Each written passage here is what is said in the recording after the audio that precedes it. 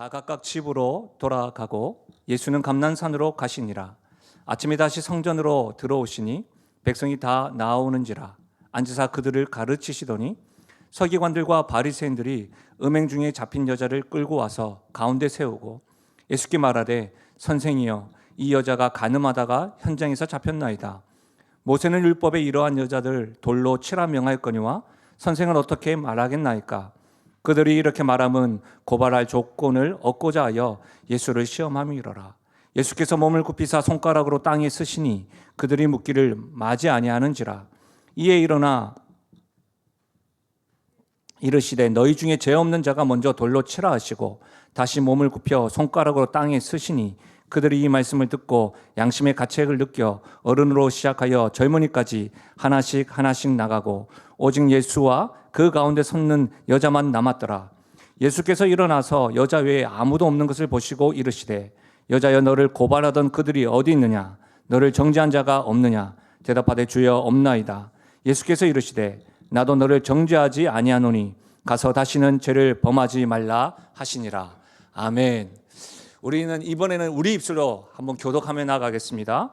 다 각각 집으로 돌아가고 산으로 가시니라. 아침에 다시 성전으로 들어오시니 백성이 다 나오는지라. 앉으사 그들을 가르치시더니 서기관들과 바리새인들이 음행 중에 잡힌 여자를 끌고 와서 가운데 세우고 예수께 말하되 선생이여 이 여자가 간음하다가 현장에서 잡혔나이다. 모세는 율법에 이러한 여자를 돌로 치라 명하였거니와 선생은 어떻게 말하겠나이까? 그들이 이렇게 말하면 고발할 조건을 얻고자 하여 예수를 시험함이로라. 예수께서 몸을 굽히사 손가락으로 땅에 쓰시니 그들이 묻기를 마저 아니하는지라. 이에 이르시되 너희 중에 죄 없는 자가 먼저 돌로 치라 하시고 다시 몸을 굽혀 손가락으로 땅에 쓰시니 그들이 이 말씀을 듣고 양심의 가책을 느껴 어른으로 시작하여 젊은이까지 하나씩 하나씩 나가고 오직 예수와 그 가운데 섰는 여자만 남았더라. 예수께서 일어나사 여자 외에 아무도 없는 것을 보시고 이르시되 여자여 너를 고발하던 그들이 어디 있느냐? 너를 정죄한 자가 없느냐?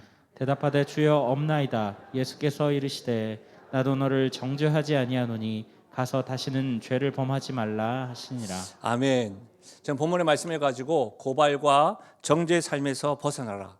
고발과 정죄의 삶에서 벗어나라 라는 제목으로 말씀을 나누겠습니다.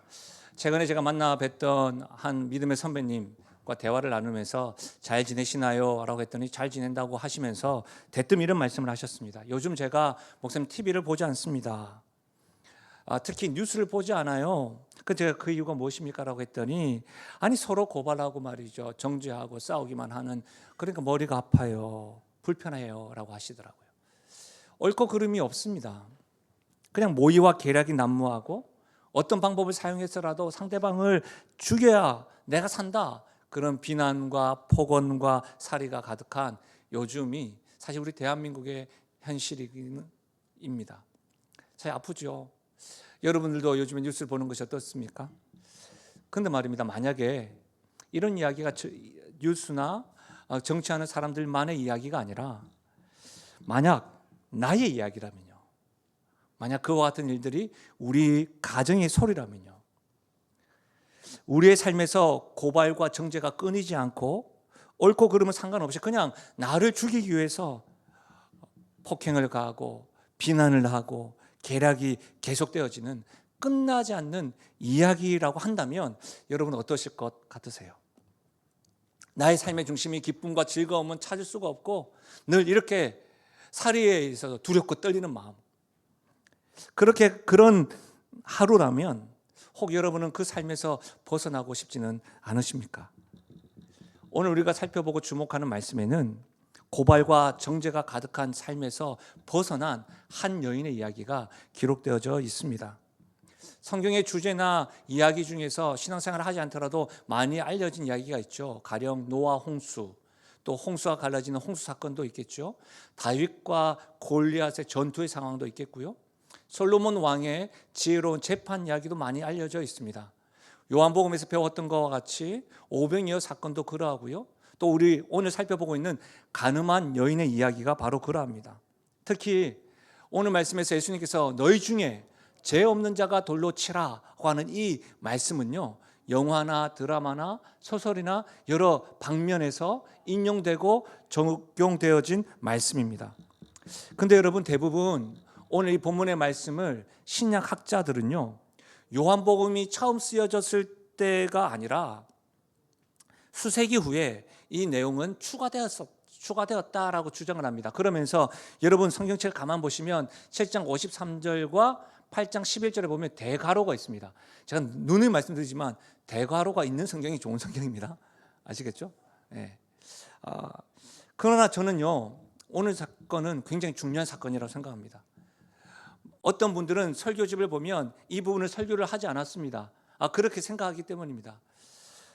성경 사본이 있는데 성경 사본 중에서 굉장히 중요한 사본에 이 말씀이 기록되어져 있을 뿐만 아니라 여러분, 복음의 핵심, 특히 예수님이 하나님의 아들이시다, 이것이 요한복음의 전체적인 주제잖아요. 그 주제를 담고 있는 이 내용은 우리는 반드시 살펴보고 배워야 할 말씀이라고 생각되어집니다. 그래서 저는 오늘 말씀을 좀 더 주목하고 말씀을 통해서 우리가 받는 은혜가 있길 바랍니다. 여러분, 8일 동안 장막에 거하는 초막절을 보낸 이후에 사람들은 다 각각 집으로 떠났습니다. 피곤했겠죠. 장막에서 8일 동안 지내다 보니까. 그러나 예수님은 감난산으로 가셨습니다. 말씀에서 배웠던 것처럼 예수님의 시간은 항상 하나님의 시간표에 의해 살아가셨으니 산에 올라가셔서도 이 하나님과의 깊은 사귐의 교제의 시간을 가졌을 것이라고 생각되어집니다. 그리고 아침 일찍이 다시 감난산에서 예루살렘에 오셔서 백성들을 가르치셨습니다. 그곳에서 서기관들과 바리새인들이 간음한 여인을 끌고 왔습니다. 무리를 가운데 서서 세웠습니다. 여러분, 백성 가운데 서 있는 여인은 간음하는 중에 잡혀서 왔습니다. 현장에서 잡혔다는 말이 뭐예요? 음행의 죄에 흠뻑 빠져 있음을 알 수가 있습니다. 현장에서 잡혔으니까요. 그 여인은 사람들 앞에 끌려와서 한가운데 서 있습니다. 여러분, 그 사람들이 어떤 사람이에요? 지금 이 여인을 돌로 쳐 죽이려고 돌을 쥐고 있는 거예요. 얼마나 두려울까요? 떨릴까요? 수치감과 모멸감 가운데 있었음이 짐작할 수가 있습니다. 여러분, 간음한 여인은 서기관들과 바리새인들의 손에 끌려서 왔습니다. 예수님 말씀을 가르치고 있는 중에 그런 일들이 중단된 거예요. 그리고 그들이 예수님에게 질문합니다. 그 질문한 내용이 4절에서 5절입니다. 예수께 말하되 선생이여, 이 여자가 간음하다가 현장에서 잡혔나이다. 모세는 율법에 이러한 여자를 돌로 치라 명하였거니와 선생은 어떻게 말하겠나이까? 우리가 4절과 5절을 읽었는데 계속해서 6절의 말씀은 이들의 질문의 의도를 분명히 밝히고 있습니다. 6절 말씀을 같이 한번 읽어볼까요? 6절입니다. 시작. 그들이 이렇게 말함은 고발할 조건을 얻고자 하여 예수를 시험함이로라. 예수께서 몸을 굽히사 손가락으로 땅에 쓰시니. 여러분, 무슨 말이에요? 서기관과 바리새인들이 예수님을 고발할 조건으로 음행한 여인을 잡아서 끌고 왔고 모세 율법을 언급하여 예수님을 지금 시험하고 있는 겁니다. 이것을 보면 그들이 이 문제에 대해서 굉장히 궁금해하거나 이 여인을 사랑하는 마음에서 한 것이 아니라 예수님을 고발하고 시험하기 위함, 음모라고 짐작할 수가 있습니다. 특별히 여러분, 간음 중에서 여인이 잡혔는데 남자가 보이지 않습니다. 여러분, 율법 말씀 신명기 22장을 보십시오. 어떤 남자가 유부녀와 동침한 것이 드러나거든 그 동침한 남자와 그 여자를 둘 다 죽여 이스라엘 중에 악을 제할지니라. 레위기 10장입니다. 누구든지 남의 아내와 간음하는 자, 곧 그의 이웃의 아내와 간음하는 자는 그 간부와 음부를 반드시 죽일지니라. 율법에는 간음의 대상자, 즉 남녀에 대하여 심판으로 악을 제할 것을 말씀하셨습니다. 레위기 말씀은 여러분 남자를 중심으로 말씀하고 있습니다. 그런데 지금 서기관들과 바리새인들은 남자는 잡지 않고 여자만 잡아왔습니다. 제가 이렇게 말씀드리면 아니 목사님 그때 남자가 빨리 알고 도망갔겠지요. 예, 그럴 수도 있습니다. 그러나 여러분 은밀하게 두 사람이 음행을 하고 있는 그 현장에서 잡았습니다. 누가 드러내놓고 음행한 사람 있겠습니까? 여러분 무엇보다도 예수님을 고발하고 시험하는 질문에서 이 사건이 조작된 음모란 사실을 알 수 있습니다. 더욱이 그들이 이 문제를 가지고 예수님께 던진 질문은요 최고의 함정입니다. 여러분 다시 한 번 더 4절과 5절을 읽어보실까요? 그들이 예수님을 고발하고 정죄하기 위해서 만든 질문입니다. 같이 읽겠습니다. 시작. 예수께 말하되 선생이여 이 여자가 간음하다가 현장에서 잡혔나이다. 모세는 율법에 이러한 여자를 돌로 치라 명하였거니와 선생은 어떻게 말하겠나이까? 간음하다가 현장에서 잡혔는데 모세율법에는 돌로 쳐 죽이라고 했다. 당신은 어떻게 하겠는가? 지금 묻는 거예요. 저는 이 질문이 딜레마에 빠지게 하는 함정이라고 생각합니다. 이 딜레마의 사전적 의미는 이렇습니다. 선택해야 할 길은 두 가지 중에 하나인데 그 어느 쪽을 선택해도 바람직하지 못한 결과가 나오게 되는 상황. 다시 말하면 선택해야 될 그 두 가지가 있는데 이것을 선택하든 무엇을 선택하든지 간에 좋은 결과는 날 수 없다는 거예요. 만약 말입니다. 예수님께서 현장에 잡힌 가늠한 여자를 돌로 치라고 한다면 어떻게 되었을까요? 율법 말씀대로. 당시 이스라엘은 로마 정권 아래에 있었습니다. 로마 당국만이 사형 집행권을 가지고 있었습니다. 여러분 예수님께서 십자가를 지실 때에 여러분 최고의 회당이요 또 대제사장들 역시도 예수님을 죽이기 위해서는 빌라도를 통하여 허락이 필요했습니다. 당시 예수님은 슈퍼스타였어요. 우리가 오병이어를 통해서 배웠지만 많은 무리들이 예수님을 어떻게 유대인의 왕으로 모시려고 했습니다. 그러니까 예수님에 대한 소문이 이렇게 참 많았어요. 로마법을 어기고 간음한 여인을 율법에 따라 돌로 사형을 집행했다면 어떻게 되었을까요? 사형 집행권을 수반하는 폭도로 단정되거나 로마 정권에 반대하는 유대인의 왕이 되려는 사람, 그런 사람으로 인식되어져서 로마 정권에 굉장히 곤란한 상황이 만들어질 가능성이 있었습니다. 반면에 율법은 그렇지만 돌로 치지 말라고 했다면요 어떻게 됐을까요? 율법을 지키지 않는 사람이 되는 겁니다. 예수님이 지금 초막절을 보내고 난 이후에도 감람산에 가셔서 기도하고 또 다시 오셔서 백성들 가르치셨습니다. 율법을 어기는 사람이 어떻게 하나님의 말씀을 가르칠 수가 있겠습니까? 심지어 많은 사람들이 따라왔던 그들이 아마도 그렇게 생각했는지 좀 모릅니다. 율법보다는 말씀보다는 자기의 신변을 더 중요하게 생각하는구나 그렇게 생각하면서 무리들이 등을 돌렸음이 분명합니다. 무슨 말입니까? 어떤 선택을 하더라도 좋은 결과는 없습니다. 이런 함정의 질문을 가지고 온 거예요. 이런 음모와 계략으로 예수님을 고발하고 시험하고자 하는 사람들 앞에서 예수님은 어떻게 반응하십니까? 말씀하지 아니하시고 땅에 글씨를 쓰십니다. 그리고 말씀하셨습니다. 사랑하는 여러분, 우리 주변에는요 사회와 주변으로부터 고발당하고 정죄로 인해서 수치감과 모멸감을 받으며 살아가는 이들이 굉장히 많습니다. 심지어 때로는요 지워지지 않는 과거로부터 스스로 고발하는 이들이 있습니다.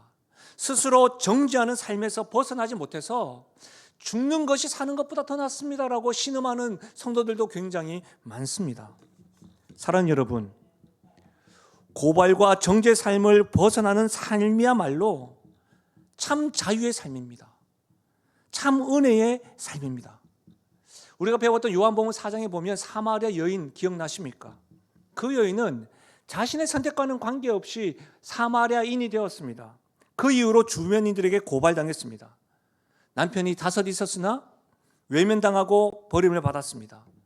다른 사람의 시선을 피하여 스스로 괴롭혔습니다. 그런 그녀였지만 예수님을 만남으로 참 자유의 삶, 은혜의 삶을 살게 되었던 것이죠. 우리가 지금 오늘 살펴보고 있는 간음한 여인의 삶도 그러합니다. 사마리아 여인도 간음한 여인도 그렇다고 한다면 우리 역시도 고발과 정죄의 삶에서 벗어나 자유의 삶을 살 수 있는 것이죠. 사랑하는 여러분, 고발과 정죄의 삶을 벗어나는 삶이야말로 행복한 삶입니다. 참된 은혜의 삶입니다. 그렇다면 이 은혜의 삶을 어떻게 해야지 살 수가 있을까요?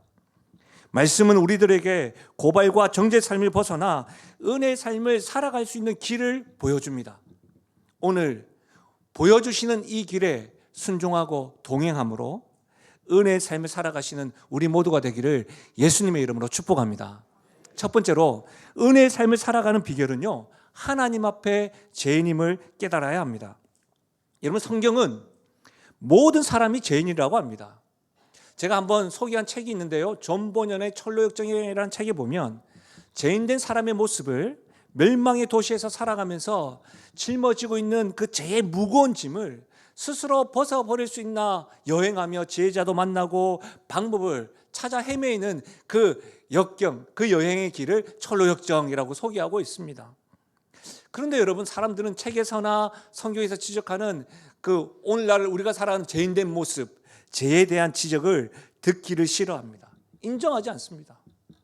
간혹 이런 것이, 어째서 내가 저 사람과 같습니까? 내가 아무리 생각해도 저 사람보다 비교해서 저는 선해요. 난 크게 드러난 죄를 짓지 않았어요. 근데 어떻게 내가 죄인입니까? 라고 말합니다. 예배를 드리고 있는 여러분은 어떻습니까?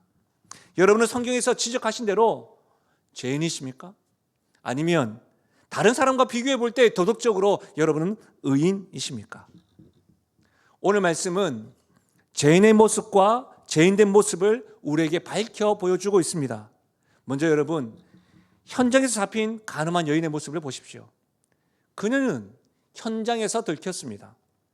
여러분, 만약 말입니다, 현장에서 잡히지 않았다면 그녀는 어떤 삶을 살았을까요? 계속해서 음행에 빠져 죄를 지으면서도 아무 일 없듯이 살아가는 죄된 모습을 보여주고 있는 겁니다. 이렇게 따지고 보면 가늠한 여인의 모습에서 우리들에게 성경이 알려주는 게 뭡니까? 죄의 특징이라는 건 들킨 죄와 들키지 않은 특징이 있다는 겁니다. 죄는 들킨 죄와 들키지 않은 죄가 있다는 겁니다. 죄의 현장에서 들킨 것만이 죄의 증거가 아니라 아무도 보는 이가 없을 때에 내 내면의 죄까지도 하나님께서는 죄로 인정하신다는 사실입니다. 제가 말씀을 준비하면서 옥하는 목사님이 적으신 요한복음에 대한 교재가 있는데 그 교재에 이런 글들이 인용되어져 있었습니다. 한번 들어보십시오.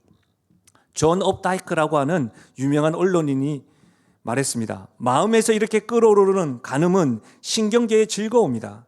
이것은 마치 입속에 있는 침처럼 자기도 모르게 솟아나는 어떤 욕망인데 이것 자체를 놓고 사악하다거나 죄가 된다고 생각하는 그런 사고방식은 현대인의 귀에는 너무나도 생사하다. 이것은 오늘날 성적인 문제에 대해서는 가급적이면 관용을 베풀고 또 이해하고 넘어갈 수 있으므로 받아들이려는 풍조가 우리 사회에 만연해 있다는 사실을 보여준다. 그렇죠? 신경계의 즐거움이라는 거예요, 간음이. 이것 가지고 죄라고 지적하면 됩니까? 안 됩니다 라고 지금 우리가 살아가는 사회 풍조가 이렇지 않습니까? 계속해서 타임즈 커버 스토리 이야기를 또 합니다. 타임즈 커버 스토리에 부정은 유전적인 것일 수 있다는 그 제목으로 이 문제를 크게 다룬 적이 있습니다. 성범죄는 유전자 탓이지 내 탓이 아니라는 것입니다.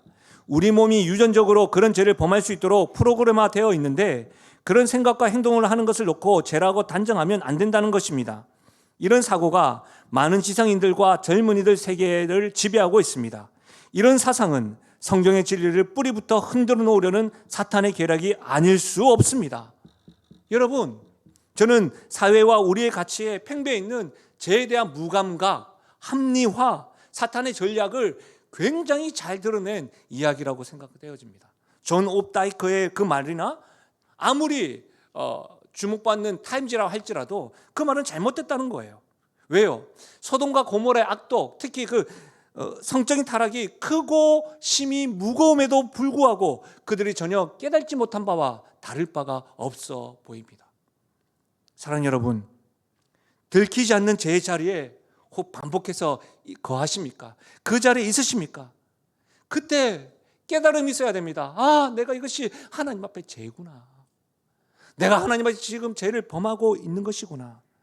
그래야 그 고발과 정죄의 삶에서 벗어나는 은혜의 길이 열리기 시작한다는 사실입니다. 여러분, 또 서기관과 바리새인들을 한번 보십시오. 그들은요, 예수님을 고발하고 정죄하기 위한 목적으로 여인을 도구 정도로 취급합니다. 이러한 모습은 죄의 무거움을 우리에게 지금 보여주고 있는 겁니다. 무슨 말이에요? 자신들의 유익과 목적을 위해서라면 수단과 방법을 가리지 않습니다. 그리고 사람을 이용해 먹습니다. 상대방의 약점, 환경과 정서와 감정, 심지어 영적인 문제까지도 이용합니다. 서기관과 바리새인들이 어떤 사람입니까? 종교적인 지도자들입니다. 자신들의 영향력을 발휘해서 어떻게 해요? 가정이나 학교에서나 군대에서나 여러분 직장 등에서 일상생활에서 정신적인 학대 그런 것들을 일삼는 가스라이팅과 다를 바가 없어 보입니다. 사랑하는 여러분, 여러분은 다른 사람들을 바라보실 때 어떤 생각을 하시나요? 나를 위한 존재? 나를 위한 도구로 생각하시나요? 어떤 이들은요, 사람들을 내가 잡아먹는 돼지와 닭으로 알고 있더라고요. 내가 잡아먹는 돼지와 닭인데 내가 저들에게 잘못을 구할 게 뭐가 있나? 이런 이야기들도 하더라고요. 명심하십시오. 자신의 목적을 위해 수단과 방법을 가리지 않고 사람을 이용하는 것은 하나님 앞에 죄입니다. 특히 이 자리에 권위와 영향력에 미칠 수 있는 자리에 있다고 하시는 분들 특히 조심하고 제 자리가 아니라 은혜의 자리에 설 수 있기를 간절히 소망합니다. 사랑하는 여러분, 오늘 우리는 간음한 여인, 서기관과 바리새인, 짧은 시간이지만 이 두 분류의 사람들 통해서 하나님 앞에 우리 역시도 너무 쉽게 죄를 짓는 죄인임을 깨닫습니다. 우리 역시도 들킨 죄와 들키지 않은 죄, 내 목적을 위해서라면 하나님이 원하지 않으시고 기뻐하지 않는 방법과 수단을 동원하는 모습, 그런 모습이 내 유익을 위해서란 말이에요. 자주 드러나고 있지는 않으십니까? 그럴 때마다 깨달아야 합니다. 내가 하나님 기뻐하지 않는 길을 가고 있는 거구나. 여러분, 내가 하나님 앞에 죄인이구나. 바로 그 고백이 있을 때가 은혜의 삶의 시작입니다. 하나님 앞에 숨김없이 죄를 고백할 때 우리 주님께서는 죄를 용서하실 뿐만 아니라 죄를 이길 힘도 주십니다. 명심하십시오. 고발과 정죄 삶에서 벗어나 은혜의 삶을 살아가길 원하신다면 하나님 앞에 내가 죄인임을 깨닫기 시작할 때가 첫걸음입니다. 두 번째로 은혜의 삶을 살아가는 두 번째 비결은 말씀을 들을 때 예수님을 만나야 합니다. 여러분, 서기관들과 바리새인들의 함정은 완벽한 함정입니다. 딜레마에 빠질 수밖에 없는 공격이었습니다. 그래서 이제 그들은 지금 예수님께 가르치는 그 말씀 현정을 가로막고 지금 질문하고 있는 겁니다. 그들의 공격에 예수님은 손가락으로 땅에 2번 글을 쓰시고 말씀하셨습니다. 여러분 어떠세요? 많은 사람들이요, 예수님께서 땅에 무슨 내용을 쓰셨을까 이걸 궁금해합니다. 여러분 어떠세요? 여러분 그렇게 궁금해하십니까? 제가 책을 찾아보니까 어떤 목사님도 이게 너무 궁금해가지고 이렇게 해석을 했더라고요. 저는 그 내용을 좀 이렇게 좀 바꿨는데요. 이렇게 예수님 적었다고 생각하는 거예요. 지금은 여인이 있고 무리들이 있으니까 예수님 땅에 적는 누구누구야? 어제 너 만난 사람 업신여겼지? 내가 알고 있다. 이렇게 적었다는 거죠. 아니면 이런 거예요. 누구누구야? 너 언제까지 바람 피고 있을래? 너의 현장은 들키지 않았다고 생각하니? 내가 봤다. 이런 거죠. 아니면 이런 거죠. 누구누구야? 너 예배 드리고 헌금하고 헌신한다고 하지만 왜 너는 너의 마음을 온전히 내게 드리지 못하는 걸까? 내가 모를까? 누구누구야? 너 지난 한 주간 하나님을 한 번도 안 찾다가 지금 왜 하나님과 밀접한 척하고 있니? 누구누구야?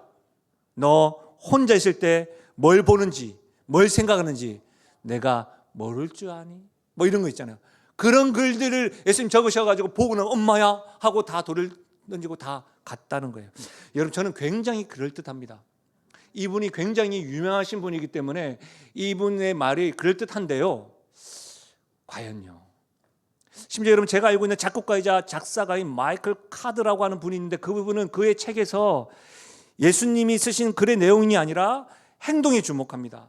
그래서 땅에 쓰신 예수님의 행동은 시간 가운데 여백을 창조하였다라고 이야기하고 있어요. 예, 이건 역시도 충분히 그럴듯하고 좋습니다. 그러나 여러분 성경은 예수님이 어떤 내용을 쓰셨는지 침묵합니다. 예수님이 어떤 말씀을 하셨느냐 그것만 강조하고 있다는 거예요. 여러분 7절 한번 보십시오. 어떤 말씀을 하셨죠? 글을 쓰시고 난 이후에 너희 중에 죄 없는 자가 먼저 돌로 치라. 그리고 9절요. 이 말씀을 듣고 어떤 말씀이죠? 너희 중에 죄 없는 자가 먼저 돌로 치라. 이 말씀을 듣고 양심의 가책을 느껴 어른으로 시작하여 젊은이까지 하나씩 나가고 오직 예수와 그 가운데서는 여자만 남았더라. 예수님의 말씀을 듣고서 돌을 들어 여인을 치려고 살기 등등하였던 사람들이 주님의 말씀을 듣고 양심의 가책을 느껴 그 자리에 떠났다는 거예요. 어른에서부터 젊은이까지 하나씩 갔습니다. 사랑하는 여러분, 우리 역시도 말씀을 듣고 우리들도 말씀을 듣고서 양심의 가책을 받고 내 말씀을 들으라 볼 때가 있습니다. 그리고 말씀 이후에 찬양을 할 때 눈물을 흘릴 때가 있습니다. 그러나 말씀을 듣고도 양심의 가책을 느끼지 못하는 사람들이 얼마나 많은지 우리는 잘 알고 있습니다. 지금 여러분 머리에 떠올리는 그 사람 말고요, 우리에게 집중해 보자고요. 여러분, 율법을 연구하고 가르치는 서기관들과 바리새인들조차도 예수님을 시험하기 위해 함정을 받던 그들은요, 자신이 알고 있는 성경의 지식이나 신앙의 경험이 자신의 양심에 어떤 영향력도 미치지 못했어요. 그러나 지금 예수님의 말씀을 듣고서 양심의 가책을 받고 서기관들과 바리새인들도 떠났어요. 함정을 팠던 그들도 떠났어요. 그렇다면 온라인과 현장에서 지금 예배드리고 있는 지금 말입니다, 말씀을 듣는 우리들도 이 말씀을 통해서 예수님을 만날 수 있다는 사실입니다. 왜 그렇습니까? 히브리서 4장 12절 말씀에 하나님의 말씀은 살았고 활력이 있어 자의 날선 어떤 것보다도 예리하여 우리의 혼과 영과 관절과 골수를 쪼개기까지 하고 우리의 마음의 생각과 뜻도 아시는 말씀이기 때문입니다. 그뿐 아닙니다. 사도행전 2장을 보십시오.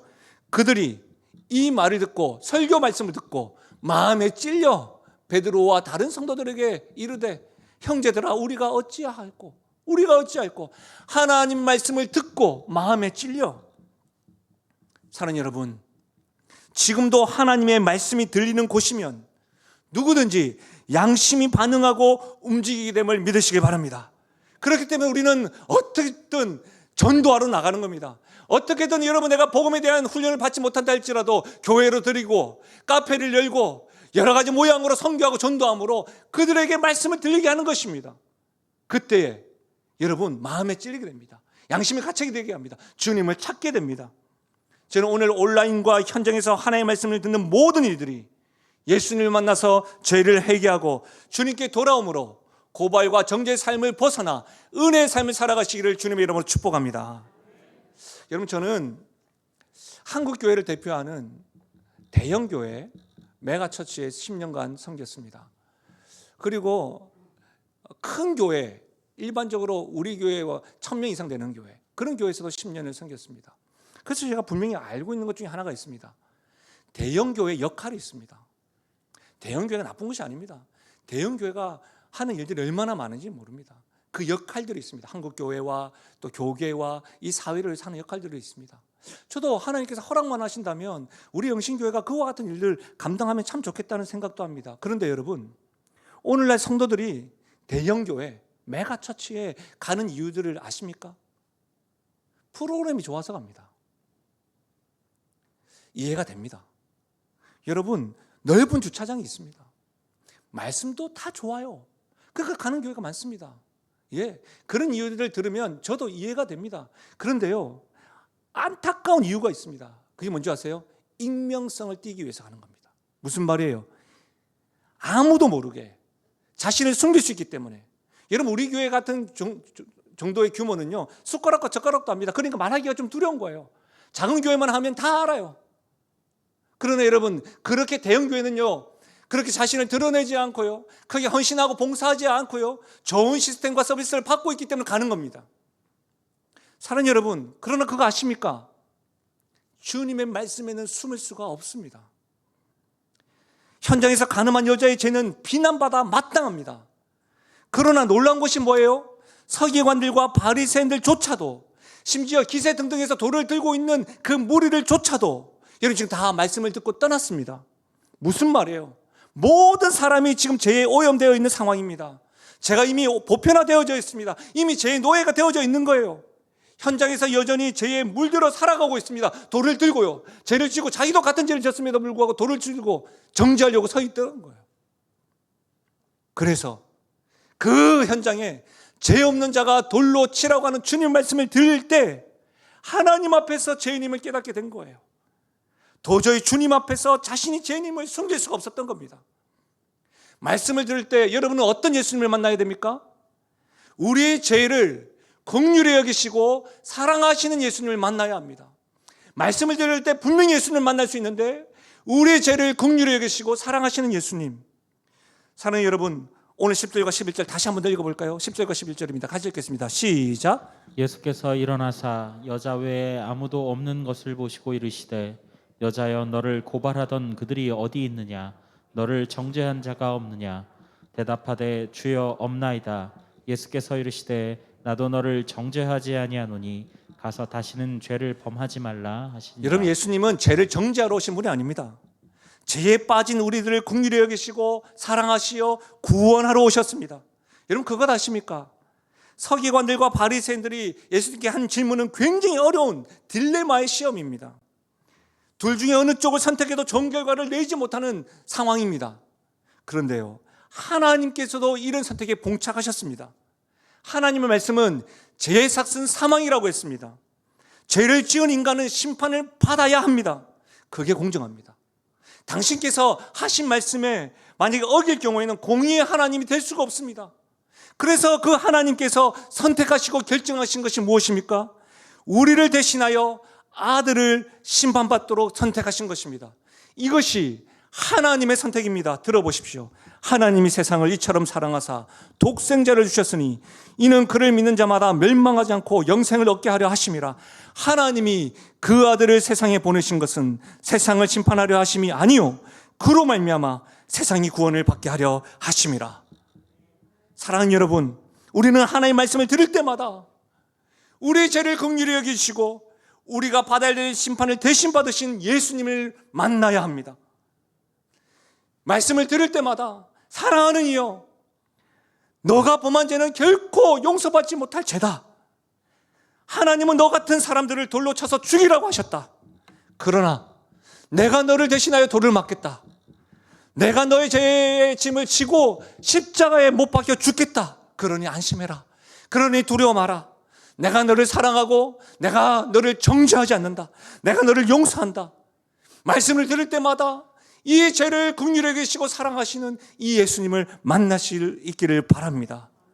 그때예요, 우리 안에 정죄가 아닌 사랑으로 해결된 의로움이 생성됩니다. 그때예요, 고발이 아닌 선포의 노래가 이렇게 불려지게 됩니다. 우리는 사랑받기 위해 태어난 사람입니다. 이렇게 찬양하게 되는 거예요. 난 주님의 사랑이 있으니 어떤 고발과 정죄 공격에도 난 넘어지지 않는다라고 선포하는 노래가 발생하게 되는 겁니다. 여러분, 이뿐 아닙니다. 말씀을 들을 때는요, 새로운 삶의 기회를 주시는 예수님을 만날 수가 있습니다. 어떻게 말씀하십니까? 다시는 죄를 범하지 말라. 여러분, 이 말씀은 예수님이 죄를 가볍게 여기는 것이 아닙니다. 죄를 굉장히 중요하게 생각합니다. 여러분, 우리가 죄를 어떻게 용서받으셨습니까? 나를 대속하신 예수님의 생명으로 용서받았습니다. 십자가의 사랑으로 용서받았습니다. 여러분, 이 사실을 안다면 다시는 죄를 범하지 말라, 이 말씀을 가볍게 여길 수가 없는 거예요. 여러분, 이 약속의 말씀을 믿고 한번 외쳐봐요. 고린도후서 5장 17절입니다. 시작. 그런즉 누구든지 그리스도 안에 있으면 새로운 피조물이라. 이전 것은 지나갔으니 보라 새 것이 되었도다. 할렐루야.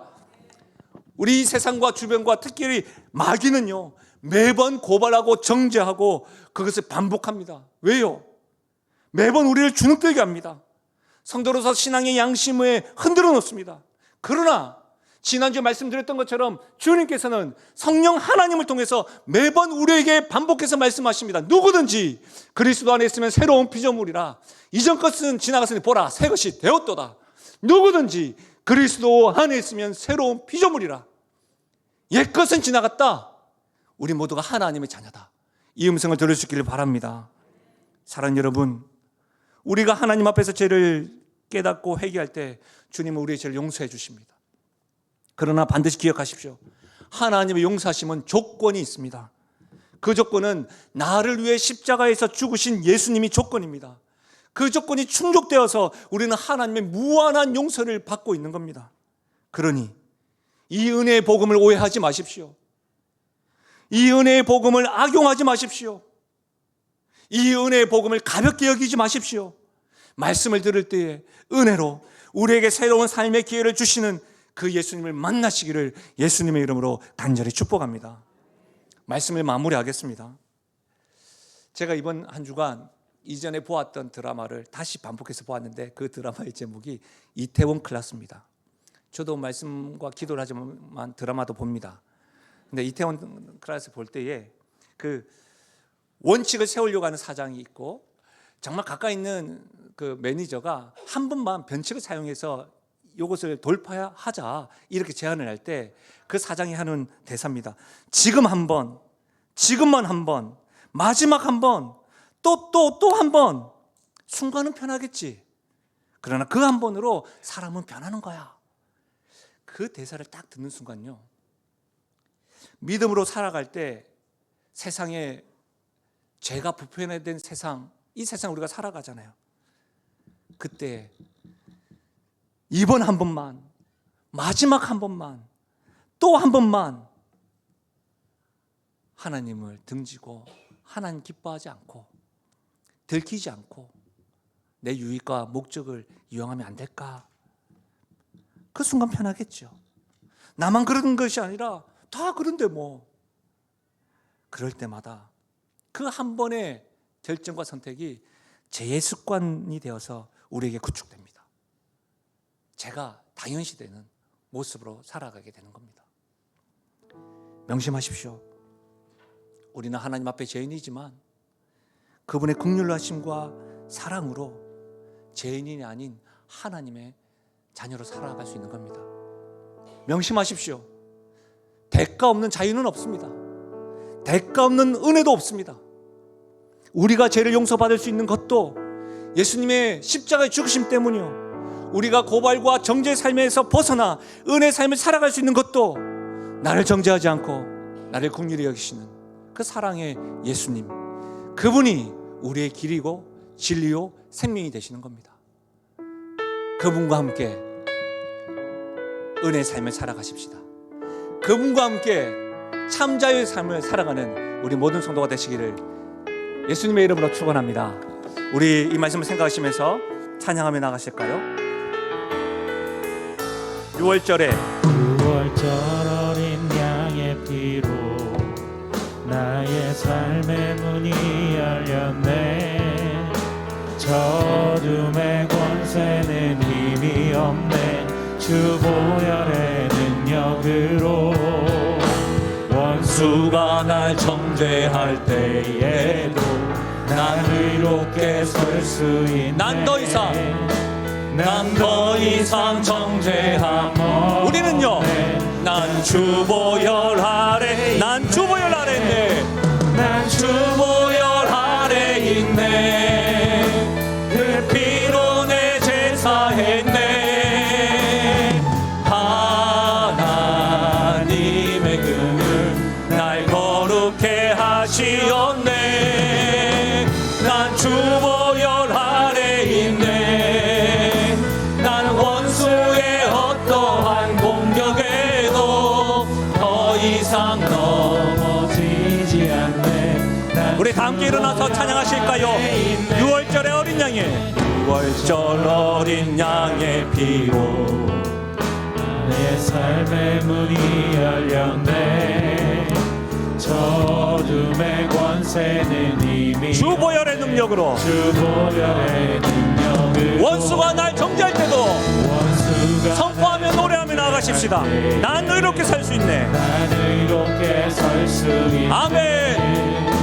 난 더 이상 정죄함 없네. 난 주보혈 아래 있네. 난 주보혈 아래 있네. 그 피로 내 제사했네.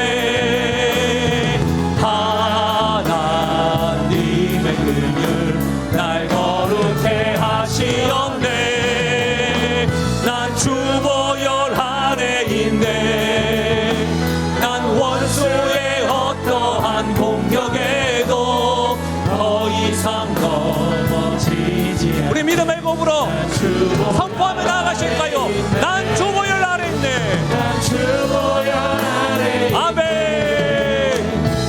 원수의 어떠한 공격에도 더 이상 넘어지지 않네. 난 주보혈 아래 있네. 아멘. 난 주보혈 아래 있네. 난 원수의 어떠한 공격에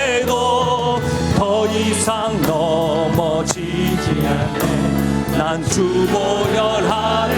아멘. 은혜로라. 아멘. 주의 은혜 한량없는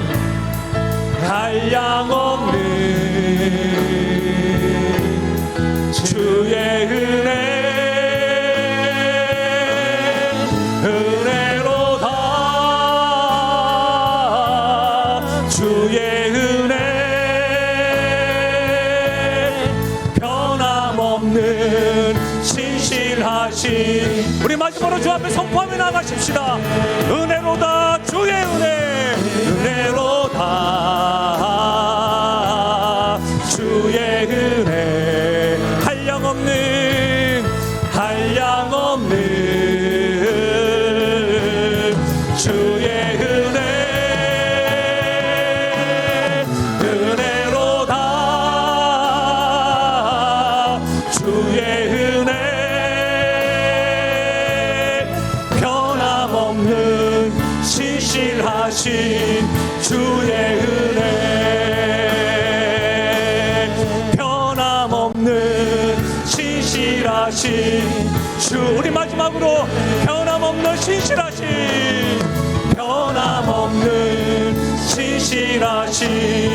주의 은혜.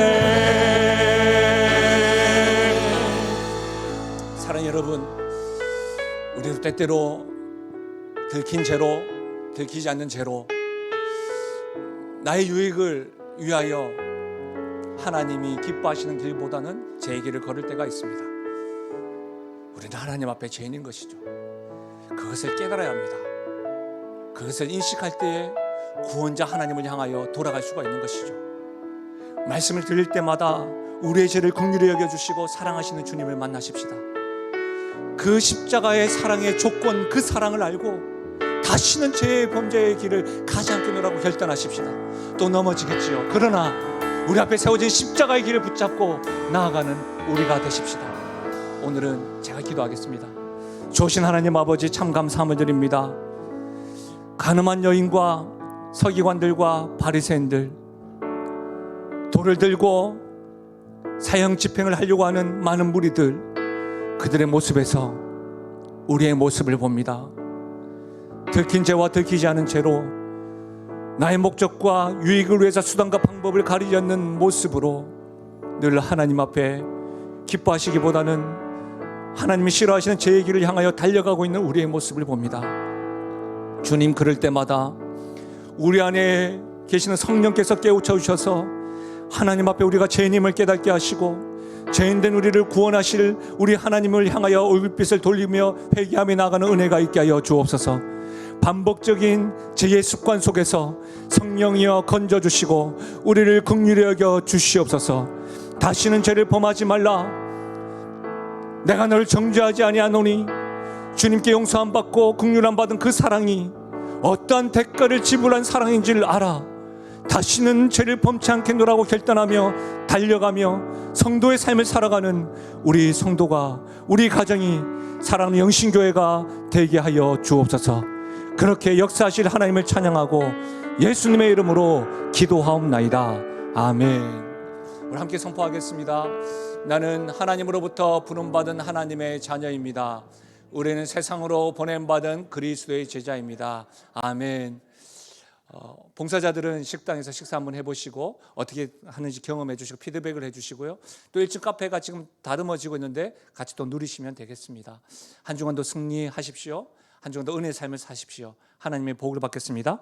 지금 우리 주 예수 그리스도의 은혜와 하나님 아버지의 무한하신 사랑과 성령 하나님의 위로 교통하심 충만하신 역사가 고발과 정죄의 삶에서 벗어나 은혜의 삶을 살아가기 원하는, 참 자유의 삶을 살아가기 원하는 성도들이, 내가 하나님 앞에 죄인이지만 나의 죄를 긍휼히 여겨주시고 사랑하시는 예수님, 나에게 새로운 삶을 허락하시는 그 예수님, 그 예수님과 더불어 은혜의 삶을 살아가기를 소원하는 모든 성도들의 가정과 생각과 기도 제목 위에, 특별히 사랑하는 다음 세대 머리 위에 지금으로부터 영원토록 함께 하시기를 축원하옵나이다. 아멘.